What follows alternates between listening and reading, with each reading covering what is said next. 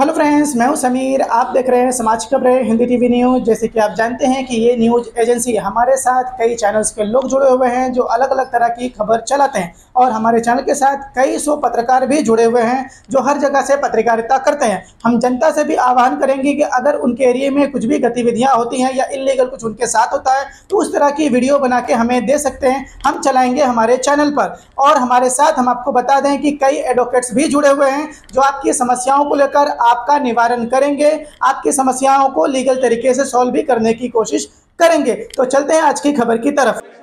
असलम शेख जी। अध्यक्ष महोदय, कुलाबापासून उत्तरपर्यंत आपण तुमच्या सगळ्यांच्या स्क्रीनवरती सिक्वेन्स येतो तो बघून जेवढे घ्या, म्हणजे समुद्राचे तुम्हाला बीचेस आहेत, कुलाबापासून उत्तर म्हणजे मनोरी आला, मग मालाड आले, जुहू, या सगळे समुद्र किनाऱ्यावरती वाळू चोरी करण्याचं काम डेली चालू असतं। पंप पण लावतात आणि ते टेम्पोच्या हिशोबाने ते डेली रात्री घेऊन, म्हणजे गावठ्यांमध्ये कोणीही रेती खरेदी करून आपले बांधकाम करत नाही।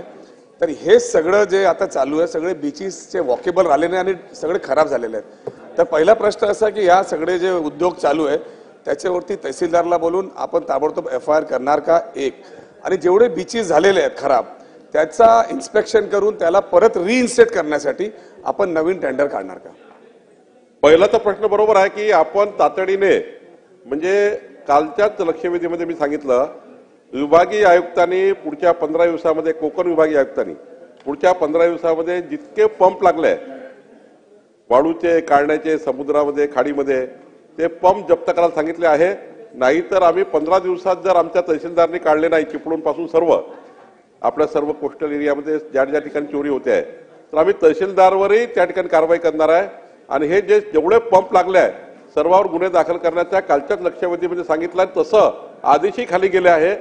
आणि पुढच्या 15 दिवसामध्ये तुम्हाला जे पंप किमान लागलेले आहेत, पंपानी त्या ठिकाणी वाळू काढताय आणि काही हाताने काढतायत, हातभट्टीचे आहे, हात त्याला हातपाळी वगैरे जे काही आहे त्याचेही आपण विचार करू।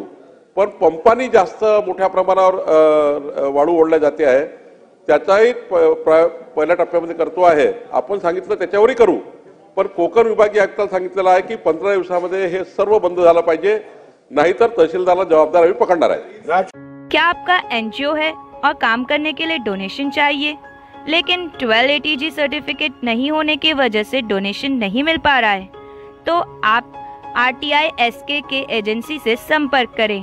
RTI SKK एजेंसी से संपर्क करके 1280G सर्टिफिकेट बनवा सकते हैं। उठाए फोन और लगाएं कॉल।